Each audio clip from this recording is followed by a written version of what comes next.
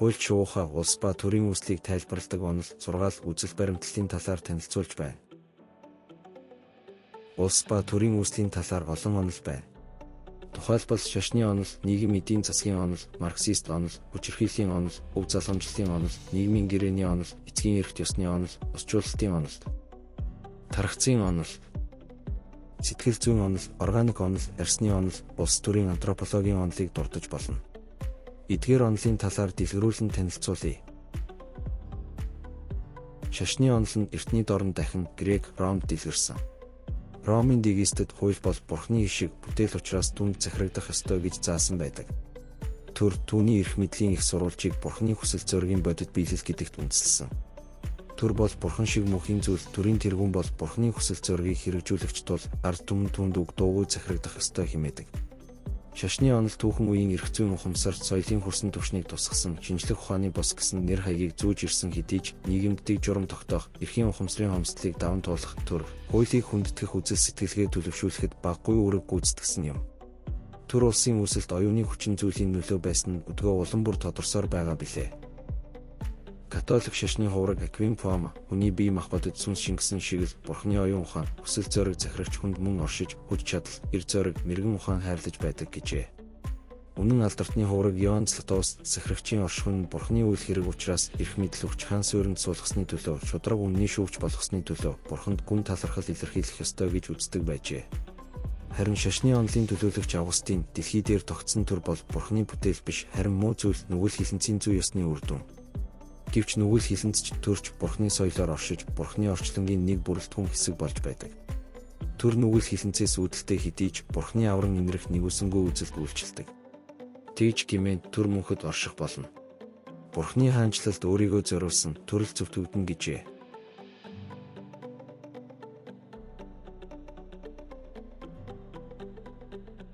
Нийгэм, эдийн засгийн онолыг Платон үндэслэсэн. Тэрээр төрийн үүслийг хүний хэрэгцээгээ хангах гэсэн хүсэл эрмэлзэлтэй шууд холбон тайлбарласан байдаг. Платон өөрийн агуу төр зохиолдоо хүн бүр өөрийнхөө болон бусдын хэрэгцээг хангахад оролцдог. Хүмүүс бие биедээ туслах, хамтаар оршин суухын тулд олон хүн нэг дор цугларна. Тэрхүү хамтын суурьнд бид төр гэж нэрлэж байна гэжээ. Нийгэм, эдийн засгийн онолыг Симон цааш дэлгэрүүлэн хөгжүүлсэн байдаг. Тэрээр хөдөлмөрийн хуваарийг төрийн үүслийн гол шалтгаан гэж үзсэн. Түүнчлэн нийгмийн хөгжлийн эхний шатанд ахмад хүмүүс удирдагчид гол үүрэг гүйцэтгэж байсан бол дараа нь лам хувраг, газрын эзэд, 3 дахь үед хуульчид, метафизикчид, 4 дахь үед үйлдвэрлэгчид, эцэст нь эрдэмтэд тэргүүлэх үүрэг гүйцэтгэн гэжээ. Хүн ганцаар хэрэгцээгээ хангах чадвар мөхсийг ухаарах тутам нэгдэж гарсан зүйлээ дагнан эрхлэх замаар хөдөлмөрийн хуваар тогтоож, бүтээмжээ дэвшлүүлж хэрэгцээгээ илүү хангах болсноор баялагын хуримтлалыг бүтээж, улмаар хөдөлмөрийн дахин хуваарлалт хийж, материаллык үйлдвэрлэл эрхлэхээс гадна бусад хүрээний хөдөлмөрийн төрлүүдийг үүсгэсэн байна. Илүүдэл бараа бүтээгдэхүүн бий болсон арилжаа солилцоо эрхлэгчдийг төрүүлсэн шиг удирдлагын хөдөлмөрийг дагнан эрхэлсэн хүмүүс төрөн гарсан байна.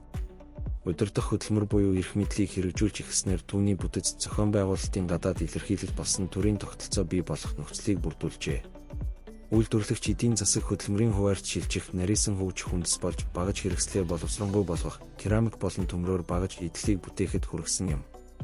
Хөдөлмөрийн багаж хэрэгсэлд гарсан хувьсгалыг дагаж, ажлын бүтээмж дээшилж, өмч хөрөнгө бий болж, нийгэмд ялгарл үүсэж, энэ бүх өөрчлөлтийн үр дүнд хүний сэтгэл зүй, оюун ухаан хөгжиж, нийгмийн урсгал зохион байгуулалтаас сонголтод зохион байгуулалтад шилжих замаар төр үүссэн байна.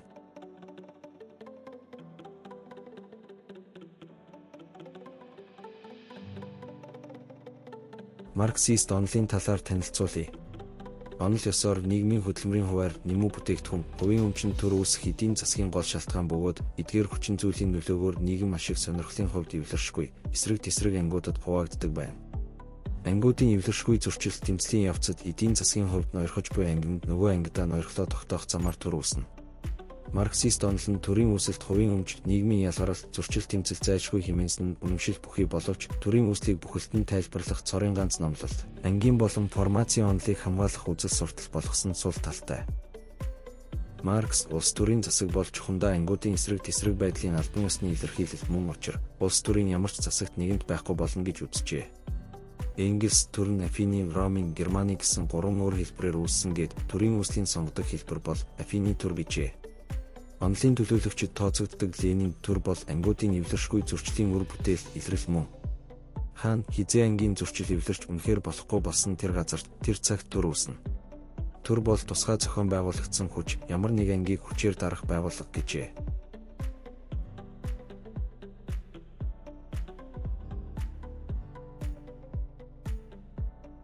Америкийн социологч Листер Уорд хүчирхийллийн замаар төр улс тогтох үе шатыг тодорхойлсон байна. Эхний шатанд нэг арьстан нөгөөгөө эзлэн авна. Үүний дараагаар кастинг систем тогтно. Энэ байдал аажмаар зөвлөрч хувийн хийгээд нийгмийн улс төрийн тэгш бус байдал тогтно. Үүний улмаас цэргийн дэг журам эрхийн үзэл санаа төрнө. Ингэснээр эрх үүргийг тогтоож төр үүсэж ард түмний янз бүрийн элементүүд нэгдэнэ. Эцэст нь их оромж үзэлүүлсэн хөгжиж үндэстэн бүрэлдэх аж. Хожуу үеийн софистуудын сургаал ёсоор төр бол хүчтэй хүмүүсээс нийгэмд дарангуйлаа тогтоох байгууллага, эрх зүй бол хүчтэй нь хүчгүйдээ ашиг сонирхлоо тулган хүлээлгэх арга, хэрэгсэл аж. Дүүрэн төр улсын үүслийн үндсэн шалтгааныг нийгэм, эдийн засгийн хөгжил биш, харин хүчтэй нь хүчгүйгээ эзлэн авч тогтоосон эрх мэдэл дэглэм гэжээ. Гомдлооч хүчирхийлэлгүйгээр төр улс үүсэж байсан ямар ч баримт түүхэнд байгаагүй гэж тэмдэглэн үлдээсэн байдаг. Каутский төр бол гаднын цохилтын үр дүн гэсэн бол Францын социологч Фредерик Вормс төр хүчирхийлэл ялалтаар төрж бэхжиж хөгждөг гэжээ. Английн улс төр судлаач Эдвард Дженкс цэргийн бүлэглэлд бусдын нутагт амжилттай шилжиж суурьших замаар төр бий болдог гэсэн байдаг. Хүчирхийллийн онолын дагуу эзлэн түрэмгийлдэг шалтгаан нь боолчлол тогтоох явдал юм. Хэн боолчлогдох нь ялгарснаар дэг журам, зохион байгуулалт, албатлахын хэрэгсэл бий болно. Боолчлох гэсэн хүсэл нь хүч, хөдөлмөр, эд агуурсыг булаан авч өөрсдийн хэрэгцээг хандах явдал юм. Боолчлогдогчдын эсэргүүцэл нь төр гэсэн зохион байгуулалтыг зүй ёсоор шаарддаг байна.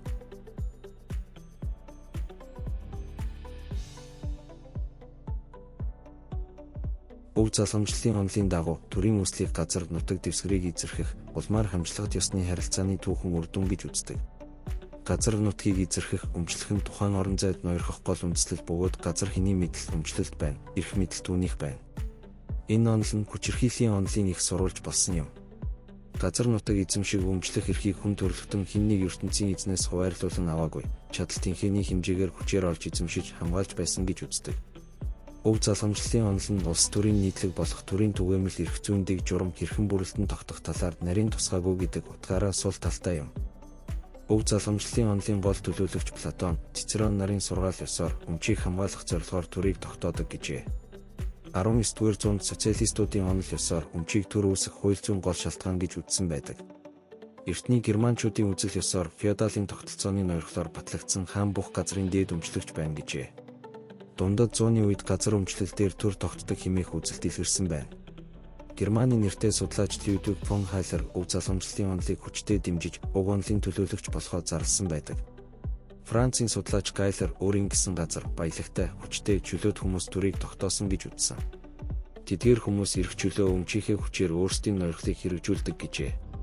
Гроци төрийн дээд эрх мэдлийг эзэрхэх, хэрэгжүүлэхийг шууд нөхцөлдүүлсэн газар өмчлөлийн эрх Германыг нэгтгэхэд асар их үүрэг гүйцэтгсэн гэж тайлбарласан ба Германы сүүлчийн эзэнт гүрнийг унах хүртэл зөвхөн энэ онолыг хүлээн зөвшөөрч байжээ. Өв залгамжлалын онол нь төр үүсэх хамгийн бололцоотой хэлбэрийг илэрхийлсэн юм.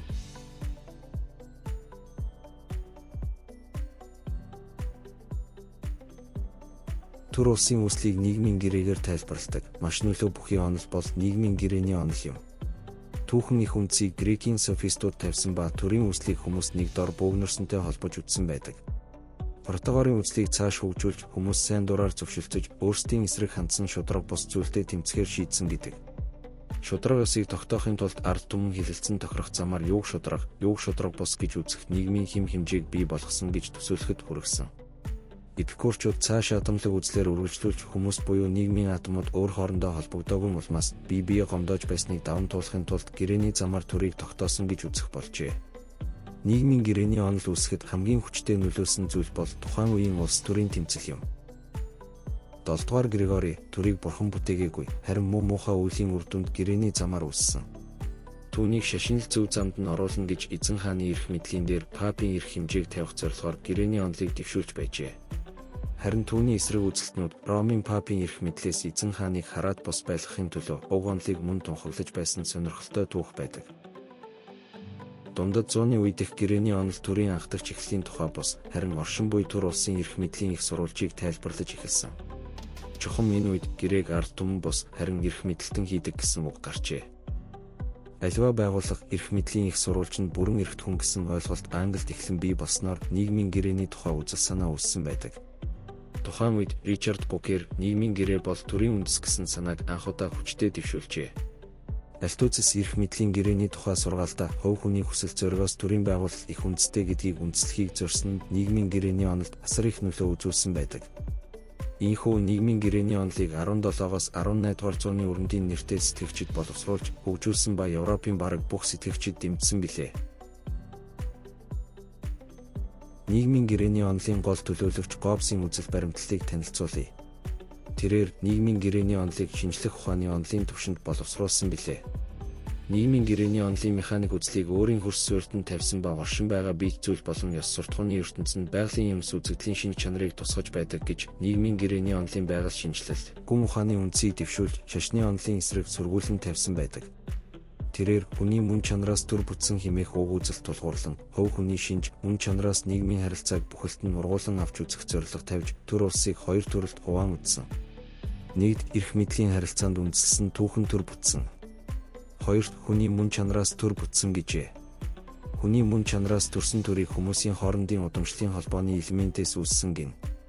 Хүмүүс байгалийн төлөв байдалд амьдрах үед төр үсээгүй байсан бөгөөд бүгд бүхний эсрэг дайдсан хувь хүмүүсийн амин чүнэлхүүн ойрхож, ёс суртахууны шаардлагад тулгуурласан зам ёсны эрх хэрэгжих ямар ч баталгаа байгаагүй байна. Амин чүзлийн төлөв байдал аимшигыг цаг ямагт төрүүлж, түүнээс ангижрах явдал хойшлуулшгүй зорилт болсон тэр мөчид хүмүүсийн зам ёсны аминч шинж төлөвийг нэгдмэл хүсэл зоригт нэгтгэн захирах агуулга бүхий нийгмийн гэрээ байгуулах замаар л зохицуулж болох байв.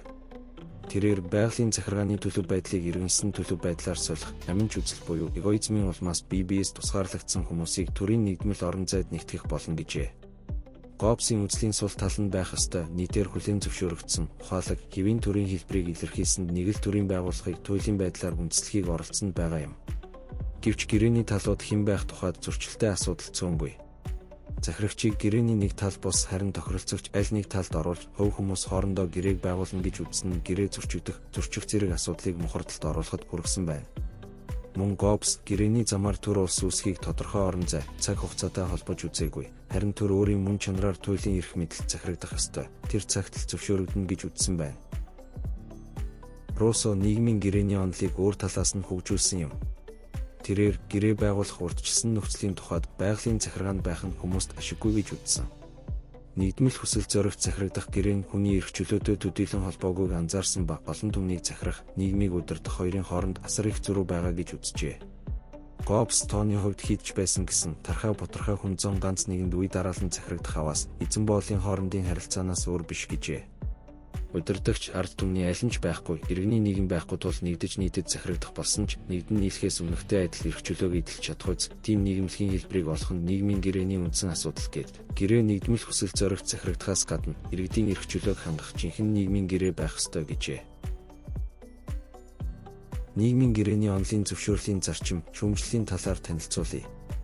Нийгмийн гэрээний онолын зөвшөөрлийн зарчмын дагуу хүний хүч тэнхээгээр хязгаарлагддаг байгалаас заяагдсан эрх чөлөөг бүх нийтийн хүсэл зоригоор хязгаарлагддаг иргэний эрх чөлөө өөртөө байгаа бүх зүйлийг эзэмших эрхээр солих. Захирагчийн захирах эрх захирагдагчдаар зөвшөөрөгдснөөр эрх болж хувирах, тэр нь хүний эрх чөлөөний байдлыг дордуулахгүй байх зэрэг зүйлийг тохиролцсон зөвшөлтсөний үндсэн дээр төр улс үүссэн байна. Насанд хүрсэн эрүүл ухаанд бүх хүн өөрсдийгөө захирах эрхийг төр төгсөн байх шаардлагатай. Иргэд энэхүү эрхээ сонгуулиар дамжуулан хэрэгжүүлнэ. Нийгмийн гэрээний онолын зарлалгүй зөвшөөрөх гэдэг нь төрийн ивэл хамгаалалтанд орж, түүнээс ямар нэг ашиг тустай зүйл хүртэн дугуйхан сууж байгаа хүн бүр төрийг хүлээн зөвшөөрч байгаа хэрэг.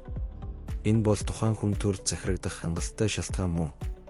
Дургүй бол яваад өгөх эрхээр хангагдсан атал тухайн улсад байгаад байна гэдэг бол тэрхүү төр улсын дотроо хүлээн зөвшөөрч байна гэсэн үг юм. Нийгмийн гэрээний онолын тааварлан зөвшөөрлтийн дагуу хэрэв бид төргүй нийгэмд байх бол түүнийг бий болгох талаар ямар нэг гэрээ байгуулах ёстой болно. Эдгээрийн сул тал нь нэг талаас нийгмийн гэрээний онол нь төрийн үүсэлд нөлөөсөн анхдагч түүхэн хүчин зүйлийг хайхраагүй. Нөгөө талаас төр үсгээс өмнө гэрээний дүрэн болсон эрх зүйндийг журам оршиж байсан гэж үзэхүйц үндэслэл дэвшүүлсэнд байгаа юм.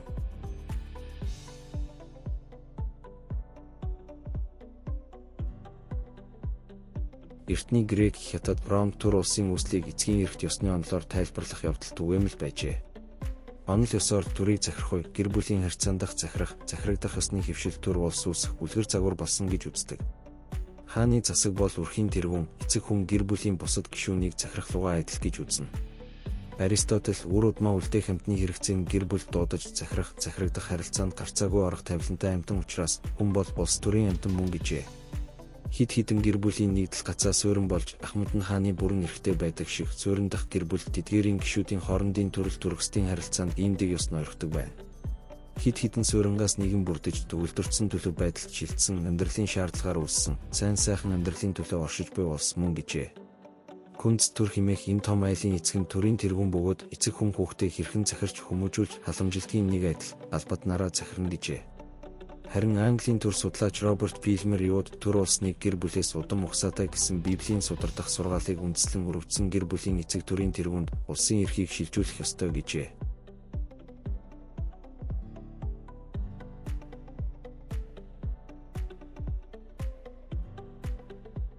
Германы эрдэмтэн Битбогл дорны деспотизм бүтээлдээ усчлалтын онолыг үндэслэн байдаг.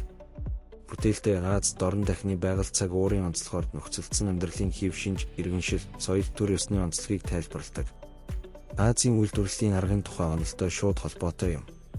Аз дорн дахны орон дах төрийн үүргийн тухай энэ онол тухайн бус нутгийн бодит зүй тогтолыг зөв тусгасан гэх хандлага өдгөө давмгайлж байгаа нь түүнд ямар нэгэн нийтлэг үндэс байгаа гэдгийг давхар харуулж байна. Амьдралын амин чухал хэрэгцээ усыг амьдралд ойртуулахын тулд усчлалтын байгууламжийг байгуулах, хүнд хүчээр ажил чадварлаг зохион байгуулалт, хүн амын бөөгнөрл, зуршил, нарийн дэг журмыг шаардсан захирагчдыг зүй ёсоор төрүүлсэн гэж нотлоход усчлалтын онол чиглэдэг. Дорн дахны халуун цөлөрхөг бус нутагт тухайлбал Египтэд Нийл мөрний усыг усчлалтын томоохон байгууламжийн тусламжтайгаар хуваарлах ажлыг хамтын хүчээр шийдвэрлэх зайлшгүй хэрэгцээ буй болсон байна.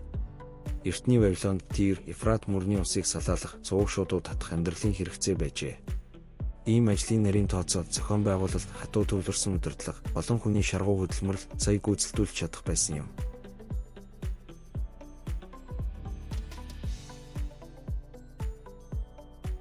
Тархацын онол нь 19-с 20 дугаар зуунд олон төр улс шинээр бий болсон түүхэн үннийг эргцүүлэн тунгаах замаар бий болжээ. Онолын үндсэн санаа нь төр ёсыг хэрэгжүүлж байгаа улс түмний удирдлагын туршлагыг нөгөө нь шилжүүлэн авах замаар төр улс үүссэн гэдгийг батлахыг зорддог.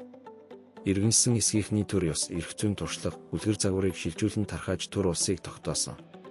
Угсаатнууд харилцах, арилжаа солилцоо хийх явцдаа харилцан бие биеэс суралцж байсан нь объектив шинжтэй, зайлшгүй үзэгдэл байсан. Ан агнах гар урлал хийх зэргийг бусдаас зээлдэн сурч байсан шиг удирдах арга ухааны тогтолцоог бас ингэж дэлгэрүүлэн авсан байхыг хэн ч үгүйсгэж чадахгүй гэж уг онолын талыг баримтлагчид үздэг. Бусдын туршлага загвараар одоо ч гэсэн улс орнууд төр ёсыг хөгжүүлж, боловсронгуй болгож, шинжилж, өөрчилж байгаа билээ. Энэ учир шалтгааныг урагшлуулан авч үзэхэд төр улс бусдын туршлага загвараар үүссэн байх магадлал арга буюу төрж буй. Тархацын онолын дэвшүүлдэг үндэслэл нь аливаа угсаатанд тодорхой зорилгод хүрэхийн тулд янз бүрийн цаг хугацаанд олон төрлийн туршлага хуримтлуулдаг. Төр бол энэ л эрэл хайлтын үр дүнд бий болсон хөгжлийн нэг шат. Энэ түүхэн шатыг ард түмэн бүр дайрдаг бөгөөд гагцхүү цаг хугацааны хувьд ялгаатай. Тухайн угсаатанд хизээ тохиосон газар зүйн байрлал, баялаг, цаг агаар зэрэг хүчин зүйлээс хамаарна. Төр ёсны үүсэл нь хүн төрөлхтний туулсан замын нарийн төвөгтэй хэсэг бөгөөд тэр нь алдаа эндэгдлээс бас ангид байгаагүй байна. Тиймээс төр ёсыг төлөвшүүлэхийг ирмэлцэж буй угсаатан цаг хожих, алдаа эндэгдлээс сэргийлэх үүднээс бусдын туршлагыг арга буюу ашигладаг нь хүний хөгжлийн зайлшгүй ололт байлаа. Энэ онолыг баримтлагчид анхны төр ёсыг халуун дулаан уур амьсгалтай, цэнгэг устай бүс нутагт эхлэн үүсэж, улмаар газрын дундад тэнгис, Европ тархаж, цааш дэлгэрсэн гэж үздэг. Тархацын онол төрийн анхдагч түүхэн эхлэлийн шалтгаан, нөхцөлийн тухай, хэн хизээ хаанаас ямар туршлагыг дэлгэрүүлэн авсан тухайд мухардалд ордог. Харин иргэншлийн үед шин төр улс үүсэх тухайд энэ онол бүрнээ тохирно.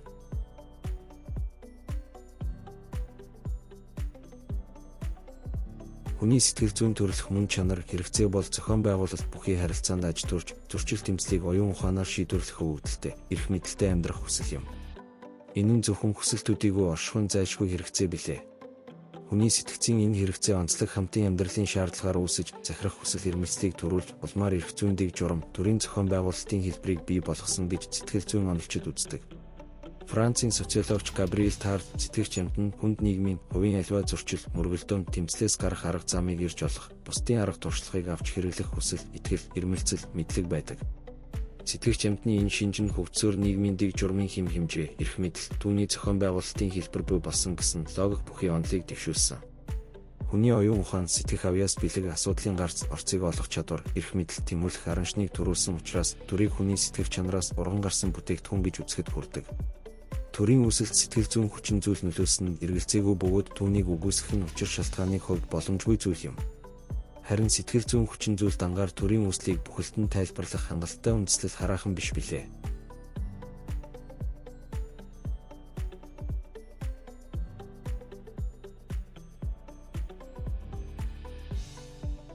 Эртний Грекийн Платон, Аристотель зэрэг сэтгэгчдийн үзэл төрийн бүтэц, чиг үүргийг хүний организм, эрхтний үүрэг, зохион байгуулалттай жишиж байжээ.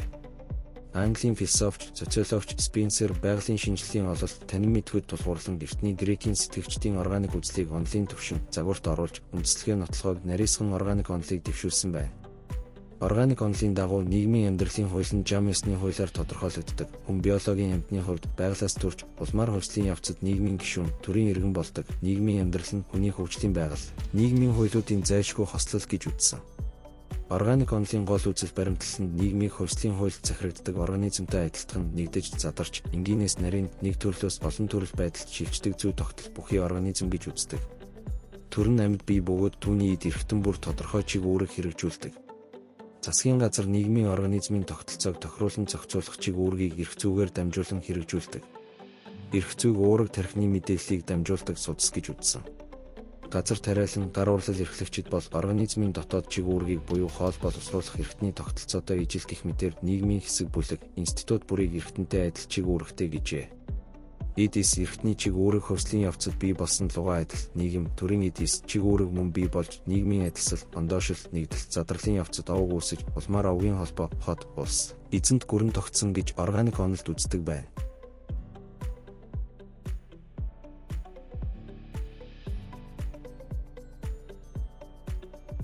Арсны онол нь байгалаас заяасан арсны ялгаанд төр үүсэх гол шалтгаан гэж номлодог. Боолчлох ёс эзэн боолын харилцааны үед энэ онол үзэл санааны үр хөврөл бий болжээ.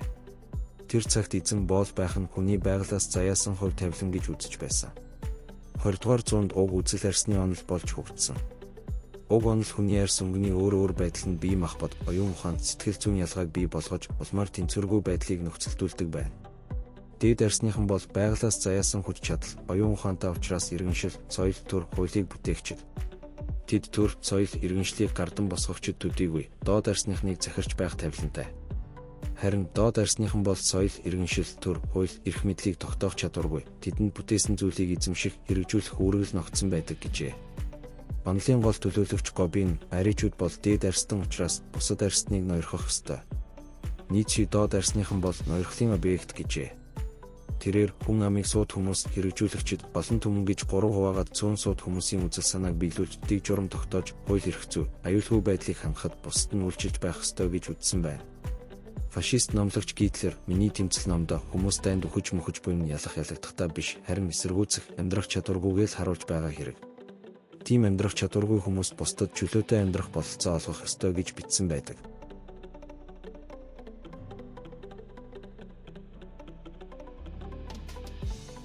20 дугаар зууны дунд үеэс өрнөдийн улс төрийн антропологийн нэг томоохон ололт болсон удирдагчийн онолд суйрлан төр улсын үүслийг авч үзэх шинэ чиглэл бий болсон.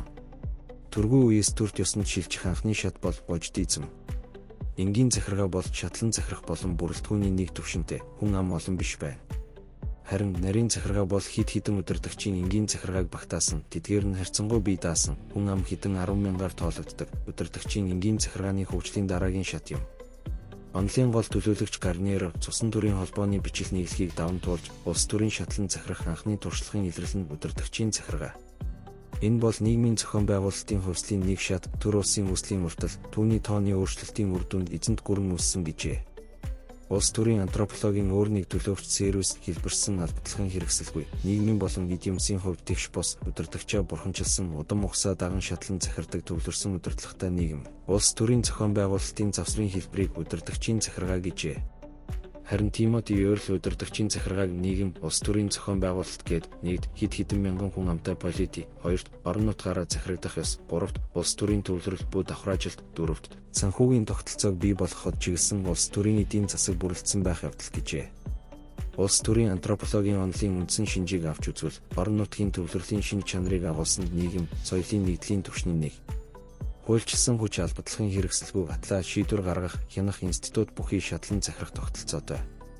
Амжиргааны гол нөөцийн хүрээнд нийгмийн давхраажилт явагдаж, энгийн хүмүүсээс толгойлох хэсэг нь тодорсон.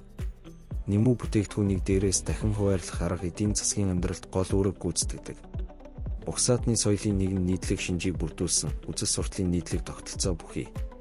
Удирдагч нь хязгаарлагдмал эрх мэдэлтэй хэдий ч удирдуулагчид нь түүнийг сүрэн зогсох чадваргүй. Удирдагчийн захиргааны дээд эрх мэдлийг зан үйлийн ёсчилсан горимоор хамгаалж дахин шүтдэг гэжээ.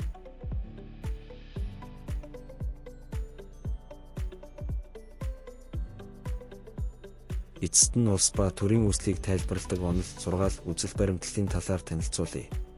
Монист үзэл нь төр улсын үүслийг бүхэлд нь нэг хүчин зүйлээр тайлбарлахыг оролддог. Жишээлбэл, марксист онол нь төрийн үүслийг хувийн өмч бий болсны улмаас нийгэм ангуудад хуваагдаж, тэдгээрийн тэмцлийн үр дүнд төр улсыг үүссэн гэж үздэг. Плюралист үзэл нь төр улсыг түүхэн нөхцөл, иргэншил, соёл, хөгжлийн түвшин, байгальд цаг уур, бүс нутгийн онцлогоос хамааран янз бүрийн шалтгаанаар үүссэн гэдгийг хүлээн зөвшөөрдөг. Жишээлбэл, Аз дорн дахины болон өрн дахины ялгаатай үзэл баримтлалыг дурдж болно. Аз дорн дахинаа төвлөрсөн удирдлага, зохион байгуулалтыг шаардсан өргөн удам газар нутаг, цусан төрлийн холбоонд үндэслэсэн нийгмийн бүтэц, түүний тогтвортой оршихуйтай холбоо бүхий иргэншил соёлын хүрээнд төр улс бүрэлдэснийг эцгийн эрхт ёс, гусчуулалтын зэрэг онолоор тайлбарладаг. Өрн дахины төр улсын үүслийг нийгмийн гэрээний онолоор тайлбарлах нь түгээмэл байдаг. Хуульч шууха, улс ба төрийн үүслийг тайлбарладаг онол, сургаал, үзэл баримтлалын талаар танилцууллаа. Танилцуулгыг бэлтгэхэд Дүндорж багшийн төрийн онол сурах бичгийг их сурвалж болгон ашиглав.